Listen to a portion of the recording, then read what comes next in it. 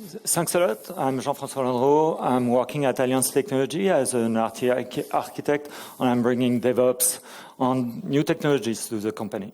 Good. And I'm Gregor. So if I look a tiny bit frazzled and have a funny affiliation on here, that's because I'm in the middle of a move to Asia. So I'm very happy. This is my last live talk in Munich for a little while, and the container is sort of standing in front of my house, and people packing and loading. So I'm happy to be here, talk a little bit about DevOps and actually more about how we speed up software development, right? And if you look at classic project management, yeah, who's seen this famous triangle, this project management triangle?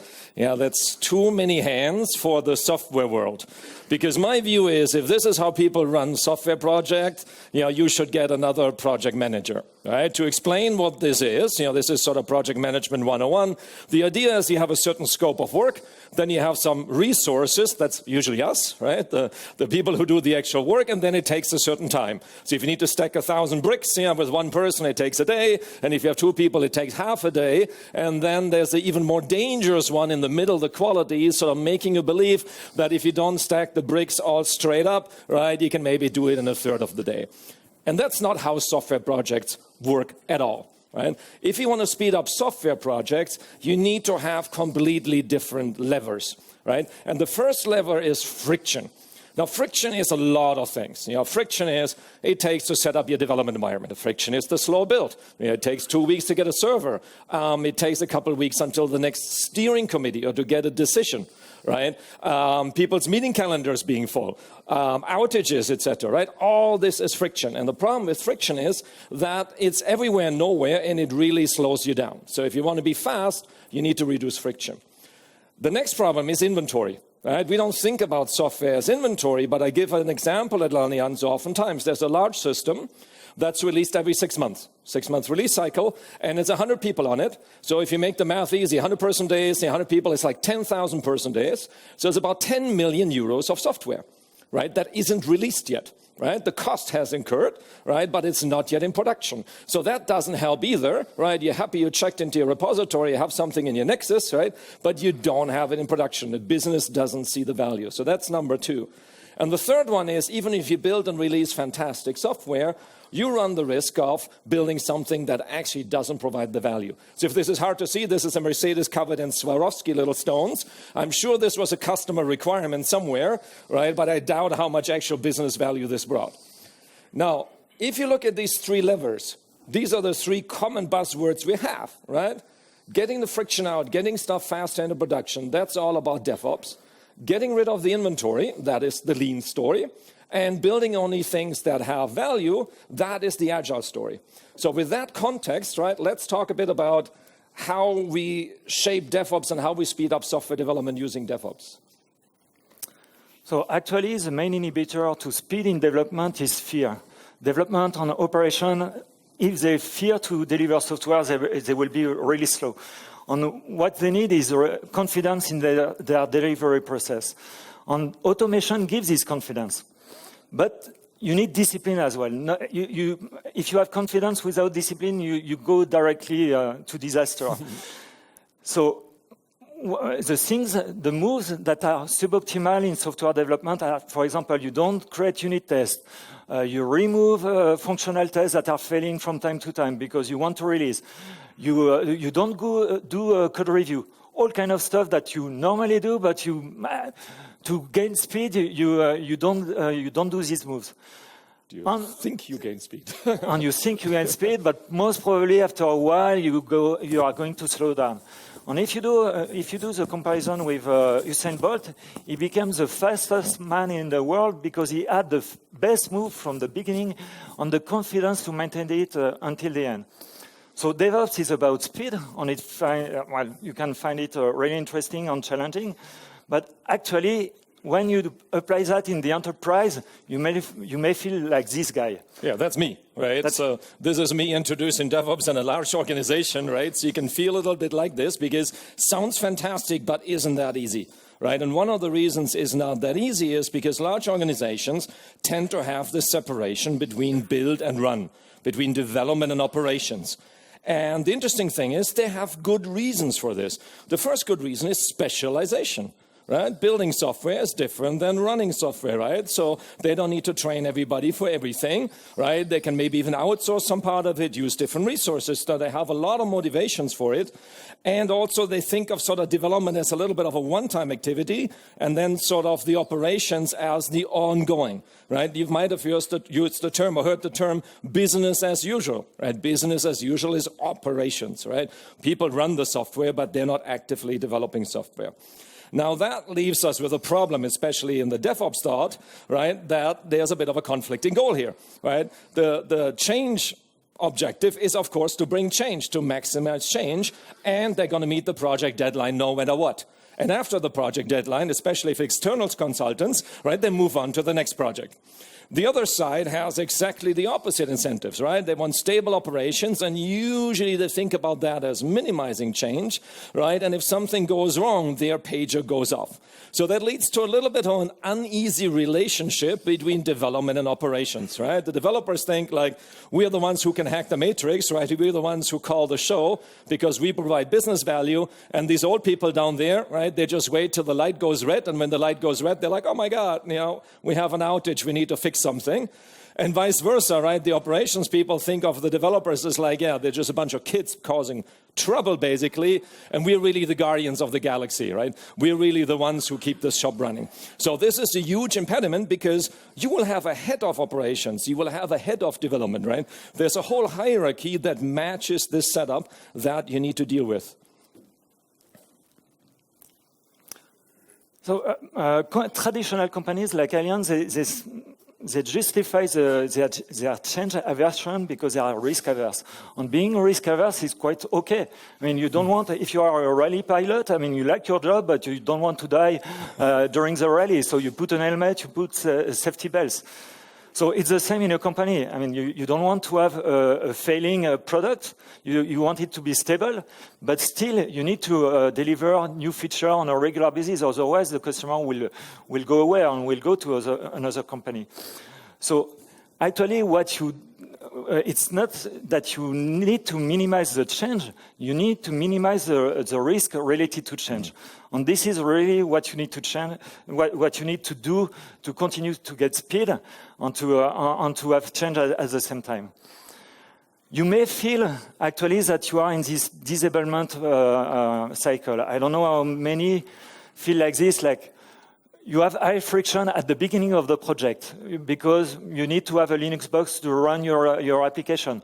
This Linux box, it will take a few days or a few weeks to get delivered. And you will have to order it for 1 year. So I invest at the beginning. So people tend to worry, okay, I need to give this money to this project. So more at stake. You are going to have more controls, and you are going to close the loop and have even more high friction. So what we try to break is really this loop with DevOps. And we start by lowering the friction. And maybe you put in place a platform as a service. And now the developers, they can have the resources they need to deliver their software on production very quickly. And they pay as they go. So if they need it only for a week, well, it's a low invest. So you have low invest, less at stake. So the people who were controlling the process, they can support you now. They have time to support you, and you are now in a positive cycle. Mm-hmm.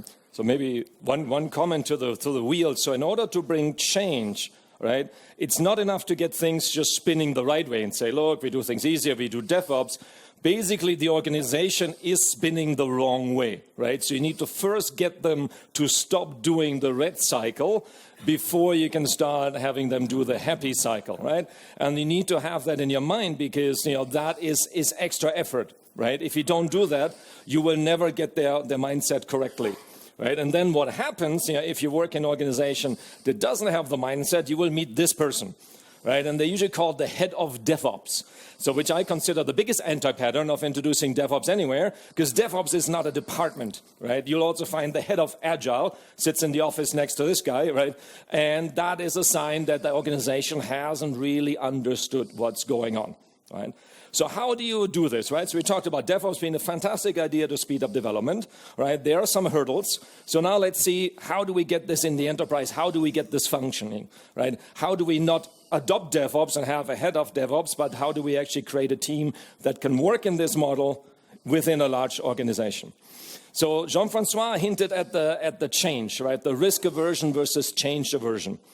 Now, we work for a financial services company. Risk aversion is a great thing, right? I like Allianz or your bank particularly to be risk averse, but they equate this with change aversion. This leads to two more complicated things. A, they have a belief that no change carries no risk. And that is even worse, right? That's how you get, software that doesn't get released, that doesn't have new features, or you have stuff running on sort of, Linux, Enterprise Linux 4, right, on some JBoss from like 2009, right? This is when people believe that no change is no risk. So you need to get this out of their head.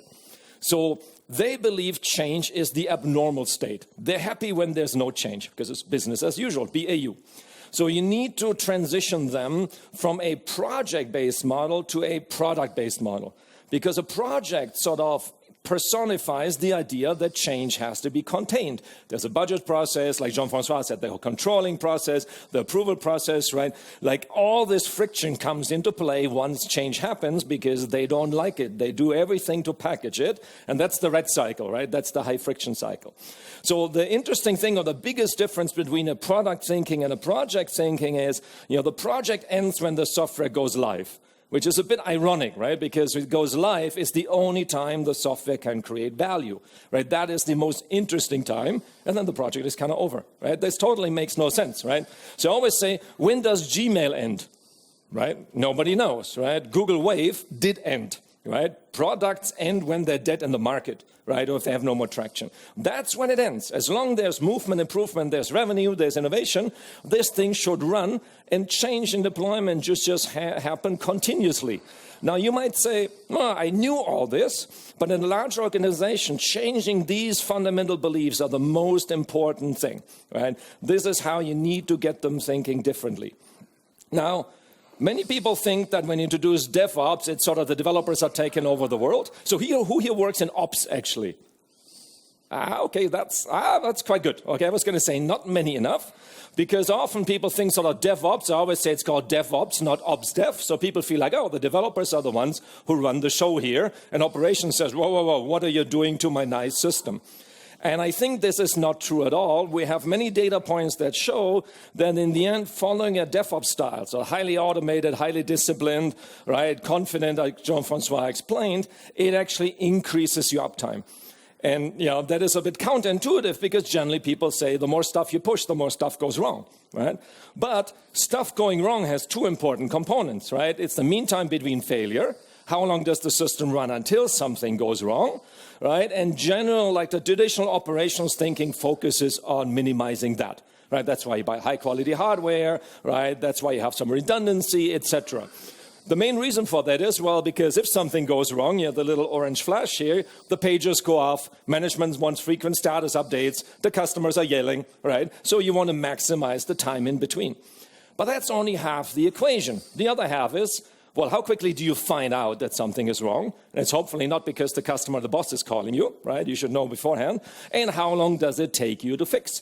So if you only have one outage a year, but it takes you a whole week, that is actually a pretty horrible uptime.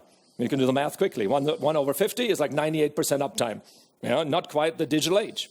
If you have an outage every week, that's only like 5 minutes. I think you come to 99.95, right? So it's all about how quickly you recover, and having better monitoring, having better transparency, having fully automated deployments, having version control where you can revert, having control over how you reroute your traffic. Basically, maybe you can route your traffic to some old versions of your software or to a known good state. That helps you really shrink what we call the MTDR, the mean time to recovery. So in the end, actually, if operations says, hey, I don't like this so much because you're going to make my system less available, I think you have a fair point to say, no, it's actually the opposite. We improve the availability of the system, and ultimately we improve operations quality of life. So Gregor already hinted that DevOps is not no ops. Actually, ops have even more to implement than before, because the expectation gets higher. Like developer expects the immediate scalability of their system. So they need to provide elasticity. It's not only applications on the intranet, it's applications only on the internet now. So you have to have 24/7 support because internet never sleeps. You have to have a really high uptime. So deploying an application should bring no downtime. On the applications, you cannot only secure the application on your environment at the perimeter because you are not only in the intranet. All applications have to be secured individually. So it's more work in a way to the operation. But now they partner with the development. And they provide API over hardware before, and the developers can interact without operation, interact with the hardware without operation being in the middle, because we have this API. On the operation, they adopt the software development lifecycle that the developer also use to deploy their platform. And they help, in the end, the developer to have resilient application. So in the end, it's even more ops in a way. And we said it's high uptime. And Gregor mentioned that already. So you want to have 95% uptime. So you feel like, oh, you don't want to change anything because it's going to bring downtime. But actually, you should use this leeway to bring change. And you have put everything in place already to have resiliency, to have no downtime during deployments. So you should really use this budget to do as many changes as you want and as you need on the platform. And whenever you consume the budget, then you stop. And then it's not only operations trying to stabilize the platform on the software, it's development on operation. Everybody is concentrated as making sure the stability of the overall ecosystem is good. Mm-hmm. And then you have some feedback because you are going to do some tough job that nobody likes. So that means you have a problem with your platform and with your software. Yeah, and I think that's a huge commitment from development to operations. You're basically saying if the system isn't running, if there's downtime, right, the whole development team who gets paid for releasing features, they will all work on operations. They will all work on stabilizing the system, right? And this is another sign that it's not just like, oh, ops gets the short end of the stick here. It's actually ops is the most important part. If the system isn't running, everybody's in ops, right? And there's no changes released. And at the end of the year, the developers have to explain their management why not so many changes were released. So if you do this in a disciplined way, I think it's a huge commitment, right? So the examples we gave, if we zoom out a little bit, right, introducing DevOps in a large organization is just one example of transforming an organization, right? So basically our experience and our message is that, just sort of adopting DevOps doesn't work. You need to really change the way an organization works and thinks, right? Some of these beliefs, right, that basically change brings risk, or that no change brings no risk, that DevOps reduces uptime, right, and increases downtime. So those are the beliefs you need to change and reverse engineer. So you're basically, you're doing a change program. And both of us can probably say it's a very interesting and very rewarding, but also a very difficult exercise. You need to have a lot of patience. So there's a lot of change and transformation models. So here's a famous one. So this is Kotter, right, the 8 stages of transformation or bringing change into an organization. Interesting thing here is that, it's basically, if you skip any of these steps, it will catch up with you. So we pushed extremely hard. We had a lot of progress. We introduced private cloud platform. We have Dockerized Jenkins pipelines, right? CI/CD. We have elastic cloud runtimes, containerization, API gateways, right? We build a ton of stuff. And then we got stuck sort of at number 7, right? So we made this thing. We had some customers. A lot of people are happy. But then it was hard to scale this through the organization. And what we realized is, we actually kind of got ahead of ourselves a little bit. The number 1 wasn't there as much, right? The pressure, sort of the need for change. Allianz has 11 billion euros operating profit, right? It's like a money printing machine. I mean, it's fantastic, right, to work for a company like this because, they have money, right? And the clever thing is to transform while there is money. The worst thing you want is the downward spiral, right? Because then there's no more money for change. At the same time, they're lacking the sense of urgency. It's like, last time I checked, my bonus still came in. Right? It's like middle management. Hey, bonus better than last year. Your DevOps stuff sounds really nice. Yeah, let's do something. I always say when people say, that is really important, It means just like, yeah, whatever, yeah, just do play around, right? No, that's actually a very bad comment. You say, that's really important, right? It's like, yeah, that means, I'm happy for you to do this, but I'm not invested. So without this sense of urgency, you can get ahead of yourselves, and ultimately you need to catch up. So that's the key message here. The second thing that we learned is we tried different models of bringing change in the organization. And usually what you do, if you want to change the way a team works, right, you send a person there to tell them. Right, either an internal, we did this quite a bit, or a consultant, right? We call this the missionary model, right? You have the green person there, and the green person is supposed to infect the other people and make them work in a green way. Now, a good friend of mine reminded me that some missionaries ended up as food, right? So when they went to other continents. Now, in the enterprise, I don't think it's quite that dangerous, but at the same time, it is quite difficult. Hold on one second with my headset here. I think the guys couldn't find my ears, so this is not quite sticking. Okay, there we go. So they're there. So it sounds really good, and it's very noble. You go on a mission to teach people this DevOps. It is really hard to do this, especially in an organization, in an existing structure. You'll have a gray manager who has a gray manager, right? They have to fill out TPS reports. They have to do this, right? They're in a structure that requires them to work in the old way. So one thing you can do is like, I'll take them out. And that works, right? I take them out and I send them back. And that model is, we call the boot camp. So that's me at work, right? I'm a very nice guy at conferences, but at work I'm super tough, right? So come on, guys, boot camp. So you take them in, you paint them green, and you send them back, right? They're actually green. Look, they're even green. So that's how this works. That works better, because they're immersed in a new environment. The problem is when they go back, they have a little bit the missionary problem again. So in the end, to convert them all, you would have to bring them all in, right, and send them back sort of one by one until you reach a tipping point. It needs more time, but it's more effective. The last one sounds a little bit radical, and the name is also radical. We call it the Shanghaiing. That's basically you take existing folks and you put them on a new team. And you keep putting them over. It's basically like the boot camp, but you don't send them back. They get on the boat and they ship on the boat, right? They sail on a boat that is only with green folks, right? On a team that works differently.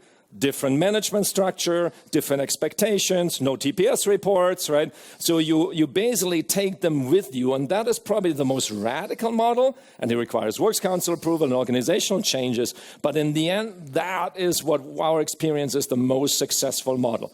And you replace old with new, but with the same people. That's important, right? It's not like you just get rid of the old team, make a new one. No. This is taking the people over from one side to the other side. And I think this is a nice way of doing it, even though it sounds a little harsh, because in the end, that is the proof that the organization's inability to change is not due to the people, but due to the system. So if you get the people out of the existing system and put them on a different boat, you'll often find that they quite like working this way, or they get a hang of it. And ultimately, when they're all over, right, that is the new Department X that now works in a different way of working. So it's a big transformation you need to bring. So you feel like you may need unicorn developers that can bring this kind of new technology, new method of working in the company. And it's difficult. I mean, you have competitions for these guys. So you may feel that you don't have the qualities in the company. You may be a boring insurance company like Allianz, and you don't feel you can attract them. But actually, you may have also interesting things to propose them. Like in the team I'm part of at Allianz, we are a big pizza team, and we have nine different nationalities in the team. So quite a lot. So, and it's something that very often developers value. You have also international exposure. We have companies all over the world. You can travel. I mean, Allianz Australia contacted me to set up the platform for them. They are interested in Bangkok. They are interested in the US. You can have these kind of opportunities in a big company like Allianz. You may have kids as well. Even developers have kids. And you may enjoy a work-life balance that a big company like this can offer you. And you also have the financial stability that you may not have in a startup. And it could be good for you because you already bring so much instability in the system that you may enjoy the stability the system has for you. And you work on complex domain. I mean, at Allianz, we have so many applications, so many areas where you can work. It could be interesting for developers. So actually, you have qualities and you can attract these developers and these new ops guys. So stable doesn't mean boring, right? Yeah. This is another one. Change not equals risk and stable not equals boring.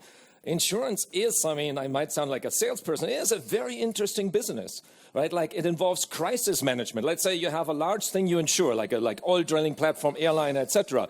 People don't want your money. This is not like, somebody scratched my bumper, right? So insurance have like large teams that do crisis management, like rescue operations, brand damage for large companies, because the first problem is, how do I get stuff back on track? And then the money gets paid. And the better the crisis management is, the less the damage and the less the payout. So insurance companies are not sort of Herr Kaiser who sells you like this homeowner insurance, that doesn't pay anyway when your bicycle gets stolen, right? It's actually a quite interesting, there's business insurance, there's global stuff, travel, they rescue people off mountains, right? So in the end, it actually, when you look at it, most business domains are really interesting. Sebastian told me that they had a keynote at JAX about shipping, logistics, containers, right? Not Docker, but the real ones, right? The ones outside my house, 40 foot, right? Those business domains are really interesting. So don't confuse stable with sort of boring or uninteresting. That I can really say after 5 years working in an insurance company. But now that you got the unicorn developer, you need to retain them. And you need to probably to change a few things, like you don't have a proper career path, and you want to keep them in their career path. They cannot only go to management. So you need to propose them a technical career path. You need to stay on top of technology as well, because if you continue with old technologies, they will go away really quickly. You need to provide the new tools. And you had set up some desktop environment 10 years ago. Probably it's not good anymore. So and it may be quite open for the new guys. You need to handle blockers and dependencies because it's friction for them and they are not used to that. So remove all of that in the system as much as possible. You have a chess master. You employ the chess master. Don't tell him what moves he needs to do. You need to avoid micromanagement. So they know, they will tell you what to do with the company and with the technology. And most probably, but it's more an hygienic factor, you need to keep the salary competitive with what's going on in the industry. And right now, it's going relatively up. So what we try to say is that DevOps adoption, only having some practices in your company is not going to work.